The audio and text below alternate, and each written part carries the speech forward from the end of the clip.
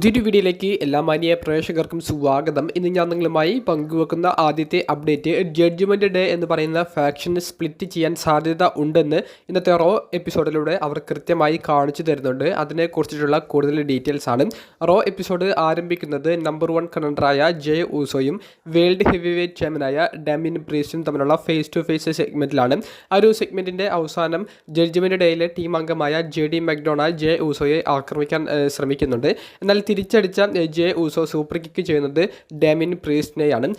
ഈ സെഗ്മെൻറ്റിന് ഇടയിൽ ജഡ്ജ്മെൻറ്റ് ഡേയിലെ അംഗങ്ങൾ എന്തിനു വരുന്നു എന്നുള്ളൊരു സംശയത്തോട് കൂടിയിട്ടാണ് ഡാമിൻ പ്രീസ്റ്റിൻ്റെ മുഖഭാവം കാണിച്ചുകൊണ്ട് അവർ ആ ഒരു സെഗ്മെൻറ്റ് അവസാനിച്ചത്. ഇതിനെ ചൊല്ലി ചില തർക്കങ്ങളും ബാക്ക് സ്റ്റേജിൽ നടക്കുകയുണ്ടായി. അതിനുശേഷമാണ് ഡൊമിനിക് മിസ്റ്റീരിയോയുടെ കൈക്ക് ഇഞ്ചുറി പറ്റിയ ആ ഒരു വാർത്ത സ്ഥിരീകരിക്കുന്നത്. അപ്പോൾ ഓൾറെഡി റോ എപ്പിസോഡിൽ കൺഫേം ചെയ്തിട്ടുണ്ടായിരുന്ന ടാഗ് ടീം മത്സരത്തിൽ ഡൊമിനിക്കിന് പകരം സാന്റോസ് എസ്കോബാർ JD മക്ഡൊണാൾഡ് ഒപ്പം ടീം അംഗമായി പാർട്ടിസിപ്പേറ്റ് ചെയ്യുമെന്നുള്ളതും ആ സെഗ്മെൻറ്റിലൂടെ കൺഫേം ചെയ്യുന്നുണ്ട്.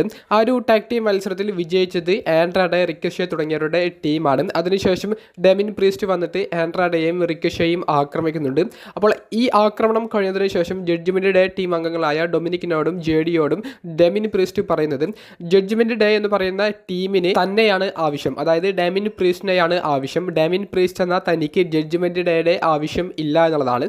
അതായത് ജഡ്ജ്മെൻറ്റ് ഡേയുടെ കാര്യങ്ങളിൽ ഡാമിൻ പ്രീസ്റ്റ് ഇടപെടാം, പക്ഷേ ഡാമിൻ പ്രീസ്റ്റിന്റെ ഈ ഒരു ചാമ്പ്യൻഷിപ്പ് സ്റ്റോറി ലൈനിൽ അദ്ദേഹത്തിന്റെ തീരുമാനമില്ലാതെ ജഡ്ജ്മെന്റ് ഡേയുടെ ടീം അംഗങ്ങൾ ഇടപെടാൻ പാടില്ല എന്നുള്ള വലിയൊരു വാർണിംഗ് ആണ് ഡാമിൻ പ്രീസ്റ്റ് കൊടുത്തിട്ടുള്ളത്. അപ്പോൾ ഇത്തരത്തിലുള്ള പ്രശ്നങ്ങൾ ഇനി അവർ കാണിക്കുക ഡാമിൻ പ്രീസ്റ്റിനെ ഈ ഒരു ഗ്രൂപ്പിൽ നിന്ന് പുറത്താക്കുന്നതായിരിക്കും. ഓൾറെഡി ഡാമിൻ പ്രീസ്റ്റിന് ഒരു ഫേസ് ടേണിന്റെ ചില സൂചനകളൊക്കെ അവർ നൽകിയിട്ടുണ്ട്. ഇന്നത്തെ റോ എപ്പിസോഡിലൂടെ അത് കൃത്യമായി കാണിച്ചത് കൊണ്ട് തന്നെ ജഡ്ജ്മെന്റ് ഡേ സ്പ്ലിറ്റ് ആകും, ഡാമിൻ പ്രീസ്റ്റിനെ ഈ ഒരു ഫാക്ഷനിൽ നിന്ന് പുറത്താക്കും എന്നുള്ളത് 100% ഉറപ്പായിട്ടുണ്ട്. നിങ്ങളുടെ അഭിപ്രായങ്ങൾ കമന്റ് ബോക്സിൽ രേഖപ്പെടുത്തുക. മറ്റൊരു അപ്ഡേറ്റ്, അടുത്ത പ്രീമിയം ലൈവ് ഇവന്റായ ഫ്രാൻസിൽ വെച്ച് നടക്കുന്ന ബാക്ക്ലാഷിലേക്ക് 2 മത്സരങ്ങൾ കൺഫേം ചെയ്ത അപ്ഡേറ്റ് ആണ്. അതിൽ ഒന്ന്, നിലവിലെ വേൾഡ് ഹെവി വെയ്റ്റ് ചാമ്പ്യനായ ഡാമിൻ പ്രീസ്റ്റ് ജെ ഊസോയ്ക്കെതിരെ വേൾഡ് ടൈറ്റിൽ ഡിഫെൻഡ് ചെയ്യുന്ന മത്സരവും, കഴിഞ്ഞ സ്മാക്ഡൗണിലൂടെ കോഡി റോഡ്സ് അദ്ദേഹത്തിൻ്റെ അൺഡിസ്പ്യൂട്ടഡ് ടൈറ്റിൽ AJ സ്റ്റൈൽസിനെതിരെ ഡിഫെൻഡ് ചെയ്യുന്ന മത്സരവും കൺഫേം ചെയ്തിട്ടുണ്ട്. കൂടുതൽ മത്സരങ്ങൾ ഇനി വരുന്ന വീക്ക്ലി എപ്പിസോഡിലൂടെ കൺഫേം ചെയ്യും. അടുത്ത റോ എപ്പിസോഡിലേക്ക് ഒരു കിടിലൻ 6-man ടാഗ് ടീം മത്സരം കൺഫേം ചെയ്തിട്ടുണ്ട്.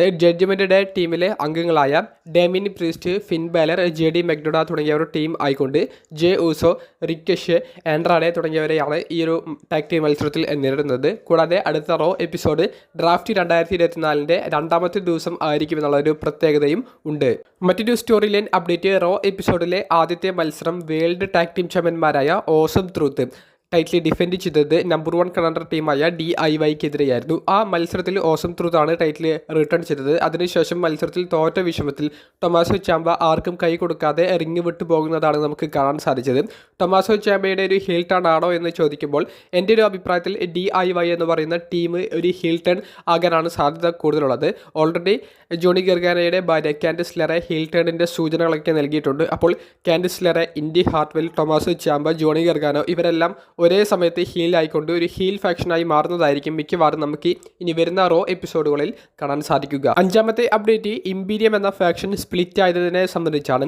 ഇന്നത്തെ റോ എപ്പിസോഡിൽ നടന്ന മറ്റൊരു ടാഗ് ടീം മത്സരത്തിൽ ഇമ്പീരിയം ടീമിലെ ജിയോവാനി വിൻസിയും ഫ്രെഡറിക് കൈസറും ന്യൂ ഡേ ടീമിനെയാണ് നേരിട്ടത്. മത്സരത്തിൽ ന്യൂ ഡേ ടീമാണ് വിജയിച്ചത്. അതിനുശേഷം ഗുന്തറിന്റെ നിർദ്ദേശപ്രകാരം കൈസർ വിൻസിയെ ബ്രൂട്ടലായി ആക്രമിക്കുന്നതാണ് നമുക്ക് കാണാൻ സാധിച്ചത്. അപ്പോൾ എന്തുകൊണ്ട് എന്ന് ചോദിക്കുമ്പോൾ ഗുന്തർ ഓൾറെഡി അദ്ദേഹത്തിന്റെ next plan king of the ring tournament ആണെന്ന് പറഞ്ഞിട്ടുണ്ട്. അതിൽ വിജയിക്കാനാണ് ഗുന്തറിന്റെ എല്ലാവിധ അടുത്ത ലക്ഷ്യവും എന്നുള്ളതും ഗുന്തർ ഉറപ്പ് നൽകിയിട്ടുണ്ട്.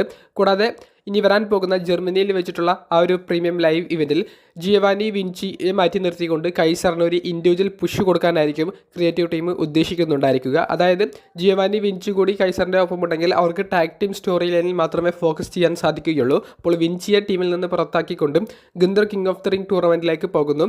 കൈസറിന് ഇൻഡിവിജ്വലായിട്ട് ഒരു ഇന്റർകോണ്ടിനെന്റൽ ചാമ്പ്യൻഷിപ്പിൻ്റെ സ്റ്റോറിയൊക്കെ കൊടുത്ത് അവർക്ക് ബിൽഡ് ചെയ്യാനും സാധിക്കും. അതുകൊണ്ടായിരിക്കണം വിൻസിയെ ഈ ഒരു ടീമിൽ നിന്ന് പുറത്താക്കുന്ന രീതിയിൽ ഇന്നത്തെ റോ എപ്പിസോഡിൽ കാണിച്ചത്. മറ്റൊരു സ്റ്റോറി ലൈൻ അപ്ഡേറ്റ് ജാഡ് ഗാബിളിനെ സംബന്ധിച്ചാണ്. ജാഡ് ഗാബിളിൻ്റെ ഹീൽ ടേൺ കഴിഞ്ഞ റോ എപ്പിസോഡിൻ്റെ മെയിൻ ഇവൻറ്റിലെ മത്സരത്തിന് ശേഷമാണ് നമുക്ക് കാണാൻ സാധിച്ചത്.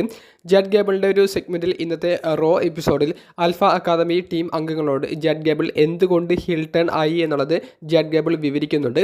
കാരണം ഇങ്ങനെ നിന്നാൽ തനിക്ക് ഒന്നും നേടാൻ സാധിക്കില്ല എന്നുള്ളതും വേസ്റ്റ് ടാലൻസ് ആയ നിങ്ങളുടെ കൂടെ നിങ്ങൾക്ക് ട്രെയിൻ ചെയ്യുന്ന എൻ്റെ സമയമാണ് ഞാൻ കളയുന്നത് എന്നുള്ളതും ജാഡ് ഗാബ്രിയൽ പറയുന്നുണ്ട്. പക്ഷേ ആൽഫ അക്കാദമി ഒന്നടങ്കം ജാഡ് ഗാബ്രിയലിൻ്റെ പിറകെ പോകാനുള്ള സാധ്യതകളാണ് കൂടുതലുള്ളത്. അപ്പോൾ ആൽഫ അക്കാദമിയെയും ഒരു ഹീൽ ഫാക്ഷനാക്കി അവർ കാണിക്കും. പക്ഷേ ഓട്ടിസും അക്കീറ ടൊസാവയും എൻ്റർടൈൻമെൻറ്റിന് കൂടുതൽ വില കൊടുക്കുന്ന റെസ്ലേഴ്സാണ്. അവരെ എങ്ങനെ ഒരു വില്ലനാക്കി കാണിക്കുമെന്നുള്ളത് ഈ ഒരു സ്റ്റോറി ലൈനിൽ പ്രധാനപ്പെട്ട ഒരു ചോദ്യമാണ്. അത് ഇനി വരുന്ന വീക്ക്ലി എപ്പിസോഡിലൂടെ അവർ ഡെവലപ്പ് ചെയ്യുമെന്ന് തന്നെ കരുതാം. മറ്റൊരു സ്റ്റോറി ലൈൻ അപ്ഡേറ്റ്, എന്തുകൊണ്ടാണ് ഡ്രൂ മാക്കിൻറ്റയർ വേഴ്സസ് ഷെയ്മസ് തമ്മിലുള്ള സെഗ്മെൻറ്റ് ഇന്നത്തെ റോ എപ്പിസോഡിൽ കാണിച്ചത് എന്നുള്ളതിൻ്റെ എക്സ്പ്ലനേഷനാണ്. ഡ്രൂ മാക്കിൻറ്റയറും സീം പങ്കും തമ്മിലുള്ള സ്റ്റോറിക്ക് തന്നെയാണ് നിലവിൽ റോയിൽ കൂടുതൽ പ്രാധാന്യം കൊടുക്കുന്നത്. അപ്പോൾ അതിനിടയിൽ ഒരു ഫില്ലർ ഫ്യൂഡ് പോലെ ഷെയ്മസ് വേഴ്സസ് ഡ്രൂ തമ്മിലുള്ള ഫ്യൂഡ് കാണിക്കാൻ വേണ്ടിയിട്ടാണ് അവർ ശ്രമിക്കുന്നത്. ഇരു താരങ്ങളും തമ്മിലുള്ള ഒരു ഹിസ്റ്ററി ഉള്ളത് കൊണ്ട് തന്നെ അവർക്ക് ഈ ഒരു സ്റ്റോറി പെട്ടെന്ന് ഡെവലപ്പ് ചെയ്യാൻ സാധിക്കും. എന്തായാലും നിലവിൽ അവർ ഒരു ഫ്രണ്ട്സ് പോലെയൊന്നുമല്ല സെഗ്മെൻറ്റിൽ പറഞ്ഞിട്ടുള്ളത്. ബർഗർ തിന്ന് ഷെയ്മസ് തടിച്ചതിനെ സംബന്ധിച്ച് ഡ്രൂ മാക്കിൻറ്റയർ ഇന്നത്തെ റോ എപ്പിസോഡിൽ കളിയാക്കുന്നുണ്ട്. എന്നാൽ ഷിൻസ്കെ നാകമോറയ്ക്കെതിരെയുള്ള വിജയം ഷെയ്മസിനെ സംബന്ധിച്ച് ഡ്രൂവിനുള്ള വലിയൊരു വാർണിംഗ് തന്നെയാണ്. ഇനി വരുന്ന ബാക്ക്ലാഷ് പ്രീമിയം ലൈവ് ഇവൻറ്റിൽ ഈ രണ്ട് താരങ്ങളും തമ്മിലുള്ള ഒരു മത്സരം വെച്ചാലും അത്ഭുതപ്പെടേണ്ടതില്ല. മത്സരം നടന്നാൽ ഡ്രൂ മാക്കിൻറ്റയറിനായിരിക്കും വിജയം സ്വന്തമാക്കാൻ സാധിക്കുക. അവസാനമായി പങ്കുവെക്കാനുള്ളത് ബെക്കി ലഞ്ചിൻ്റെ ടൈറ്റിൽ വിക്ടറിയെ സംബന്ധിച്ചാണ്. റോ എപ്പിസോഡിൻ്റെ മെയിൻ ഇവൻറ്റിൽ പുതിയ വുമൻസിൻ്റെ വേൾഡ് ചാമ്പ്യനെ കണ്ടുപിടിക്കുന്ന ബാറ്റിൽ റോയലിൽ ലിവ് മോർഗനെ അവസാനം എലിമിനേറ്റ് ചെയ്തുകൊണ്ട് ബെക്കി ലഞ്ച് വിജയിക്കുന്നതാണ് നമുക്ക് കാണാൻ സാധിച്ചത്.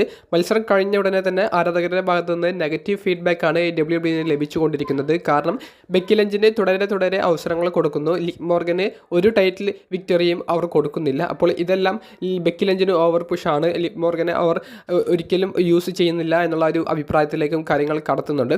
എൻ്റെ ഒരു അഭിപ്രായത്തിൽ ഇപ്രാവശ്യം ലിവ് മോർഗനെ വിജയിപ്പിച്ചുകൊണ്ട് എന്തായാലും പുതിയ എറയാണെന്ന് അവർ പറയുന്നുണ്ട്. അപ്പോൾ ലിവ് മോർഗൻ്റെ ആ ഒരു ചാമ്പ്യൻഷിപ്പ് സ്റ്റോറിക്ക് കൂടുതൽ പ്രാധാന്യം കൊടുക്കാമായിരുന്നു. പക്ഷേ അവർ ബെക്കി ലഞ്ച് എന്ന സൂപ്പർ താരത്തെയാണ് സെലക്ട് ചെയ്തത്.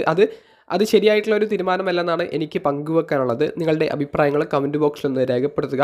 അപ്പോൾ അടുത്തൊരു വീഡിയോയുമായി കാണുന്നത് വരെ ബൈ.